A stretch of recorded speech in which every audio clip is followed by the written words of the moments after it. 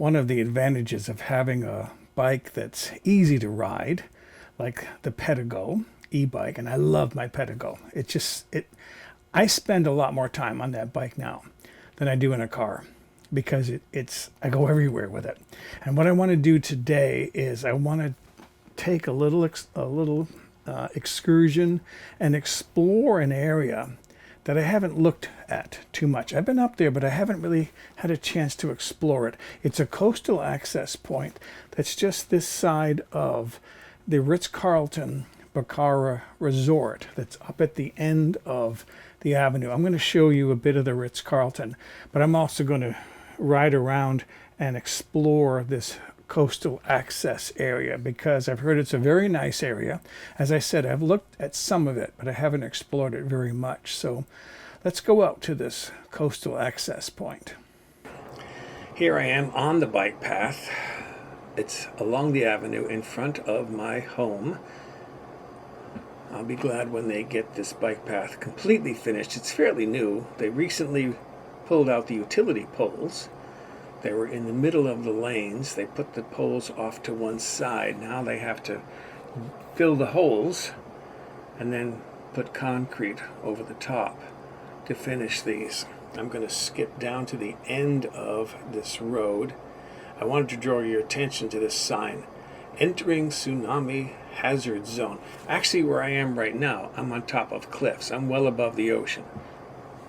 But as I proceed forward down here, I go down through two gullies, two ravines, and they're right down close to the beach area, almost at sea level. I like this area. This is a dead-end road. A little look at the railroad tracks there. In some of my videos, you can hear the trains going by. A lot of eucalyptus trees through here. And nicely landscaped for a couple of reasons. One is because there is coastal access down here, which is where I'm going. It was built by the California Coastal Commission, and the Ritz-Carlton Baqara Resort is down here toward the end of this road. So right down here is we're practically at sea level. So if there were a tsunami, this area would be flooded, because this is one of the ravines where water flows down from the land and into the ocean. And these hills are a little on the steep side, but with a Pedego pedal assist bicycle, it's so easy to cruise up these hills. Horse trails here. Now in this area, this is the Baqara. I'm going to turn left into the Baqara. You're going to see other views of this resort. I'm not sure how much I'm allowed to video inside the property, but we're not going to stay here for very long. Limousines, expensive cars, because this is a resort for people with a lot of money. This is the courtyard. I would like to, maybe one time when I'm feeling like I want to spend some money, try one of these restaurants, maybe two, but I can't imagine that, for example, you'd spend less than $50 for breakfast, consisting of a hard-boiled egg and a slice of toast. All right, getting back out to the road, I'm going to turn right onto the road and go down to the coastal access area.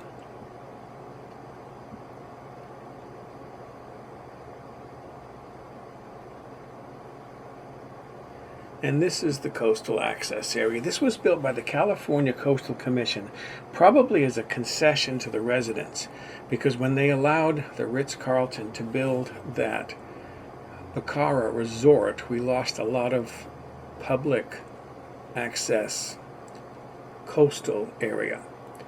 And so they put in a really nice coastal access area for us, well-maintained paths, a parking lot. You'll see how nicely maintained this area is. Tennis courts, A lot was done to make this area a beautiful area for the local residents. And of course the people at the Baqara can use it as well.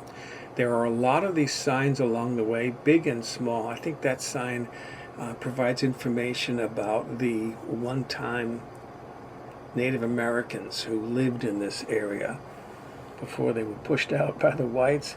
I like this little bridge over here. Again, this is one of the ravines where water would come down during the winter, if it rains, and pour into the ocean. Right now, these creek beds are all dry. It hasn't rained for months. We're in a drought here in California, but there's plenty of greenery here. It hasn't all turned brown yet. And then as we come up to the other side of this pathway, you'll see the Baqara again. This is the Baqara from the eastern edge. You'll see more of this as this ride proceeds. Some alfresco dining out there. Again, it's probably very expensive. Look at the ocean. And I should mention, you'll see some of these quick movements back and forth. I'm wearing my camera on my helmet this time rather than on my handlebars. It's a little less jittery. Now continue back down on that path that I was on. Some more of these signs. I always stop and let these pedestrians go by because my bike is rather big, rather heavy. I don't want to lose control of it and possibly hit someone with it. So now we're continuing on toward the beach. This is an interesting little building down here. Someone said it's a snack bar. I don't know. I haven't been to the front of it yet. I've only seen it from the side and the back. What I'm going to do here is go right down to that fence to give you a view of the ocean. Palm trees. This is a beautifully landscaped area and very calm, quiet. No cars down here. People frolicking on the beach. That pier over there belongs to the oil companies. And there are a lot of fishermen who would love to have access to that so they could go out on the end of that pier and fish. But that's all fenced off. The oil company doesn't allow anyone out there, probably for good reason. They don't want the liability should somebody fall in and drown or get hurt. Beautiful beach here. Obviously, that's one of the local residents. I don't think they would be bringing their dog to the Baqara, but who knows?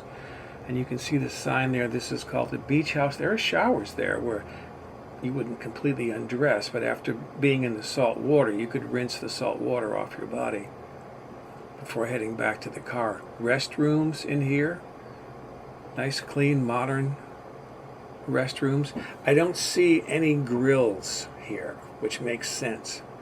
Places to sit, places to eat, but no grills. So much brush here, they probably don't want to take any risks with any kind of fires here.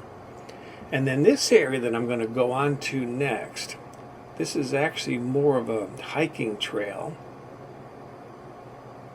Some of the local access there. Although, if you look at the path, there are lines that indicate there have been people biking here. Way out there on the horizon, those are some kind of roosting places for seabirds. I think they can nest out there. Something put in for the use of the natural birds living in this area. Again, another look at that pier and the people using the beach. Popular area. Although not hundreds of people on the beach.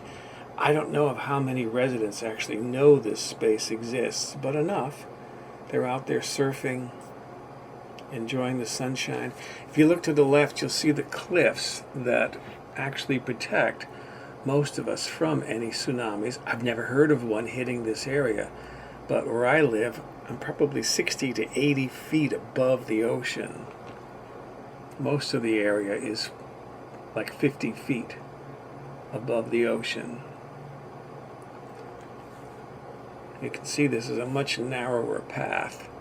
Looks like someone has had a stroller in here, those parallel lines in the sand. When I get down toward the end of the space, this pathway, it gets really treacherous. You'll see when I get there. But one thing I do want to do is I want to come out here a little after sunset or right around sunset. Don't let this freak you out. But I want to look for gopher snakes. And I've heard you can find gopher snakes out here. And don't worry about gopher snakes. They are like the tamest snake in the wild. You kind of wait till they get partway into the grass or the brush to one side. Then you just reach down and grab a hold of it and wait. At first it's going to panic a little bit because it knows it's been caught. But then after a while, a few minutes, it calms down. Doesn't seem to care that something is hold on to it. And then you just gently lift it out of the grass. You don't have to control the head. I've never been bitten by one. I've never had one even hiss at me. I used to bring them home, show them to the kids in the neighborhood, and then let them go back in the wild again. But I have gophers in my yard. And I did not spend $6,000 on landscaping to provide a nice place for gophers to burrow and dig up my yard and have a nice home for themselves. So if I can get a gopher snake and let it go down one of those tunnels, they can live underground for months at a time, years. As long as there's food down there, you rarely ever see them above ground. And of course in the wintertime they hibernate below ground. Down toward here, which we're going to go down this hill in a moment, this is where it gets rather treacherous. And you'll see a couple of reasons why, but I'm going to go over here to the left, go to this edge, and give you another view of the Baqara. From here, you get kind of an overall view of the resort. And you can see how big of a resort it is. I don't know how many rooms are there, but that's the Baqara, and again, that pier. Now, going down this hill, I'm going to start by riding down, but at one point it's just going to get a little too steep, a little too scary, and I'm going to end up walking my bike. You'll see the camera kind of bob back and forth on my helmet. That's because I'm walking. Another thing I have to watch out for are overhanging branches because I have $600 worth of kit attached to the top of my helmet rather, and I don't want to take any chances. See, this is where it's bobbing back and forth. I'm walking my bike down this slope. Just a little bit too steep for me. I'm too nervous. And again, keeping an eye out for overhead branches. There's one. Boom.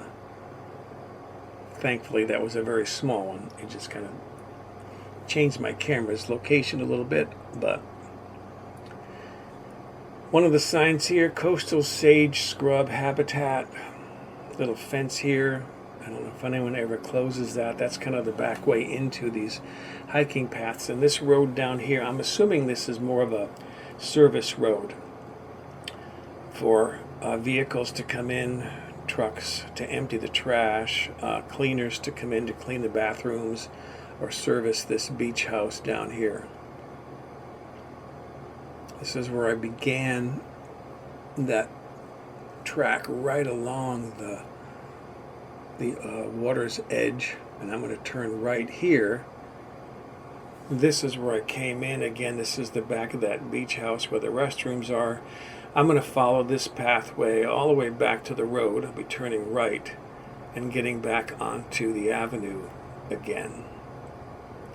All right, I'm back on the avenue. Once again, enjoying these hills. I can't say it enough times with an e-bike. It's so easy to pedal up these hills because the motor kicks in. And the limousine going by, no surprise, the motor kicks in and helps with the pedaling up the hill.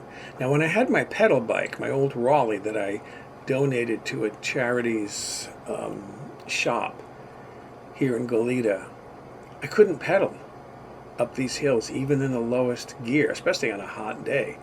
I would have to walk the bike up the hill. But with the Pedego, hardly breaking a sweat, even on a warm day, I can pedal up these hills without any difficulty. I love, love, love having a Pedego e-bike. And now I am back at home again. This finishes our ride. This is the back entrance into the trailer park. I know I'm going to see my neighbor down here because when I was on the avenue turning left to get into the park, I saw his car pulling into the front of the park. So I know he's out in front of his home, and I can see his door open, his car door, SUV door, so I know he's in there. There are his feet, and then he's going to see the camera on top of my helmet, and he's going to give me a hard time. He's going to turn around and pretend to moon me. That's my neighbor.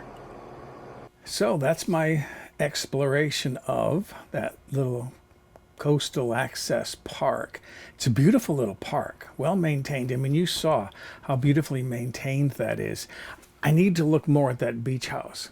I haven't been around to the front. Supposedly there's a snack bar in there.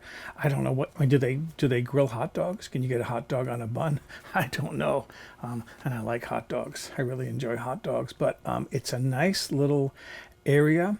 I think it might be fun to go out there during the winter when there's bigger surf. Sometimes there are storms out there in the Pacific, and the surf comes in, and it's pretty big surf. I wouldn't be surprised to see quite a few surfers out there if the surf is big enough. So nice little exploration of that area.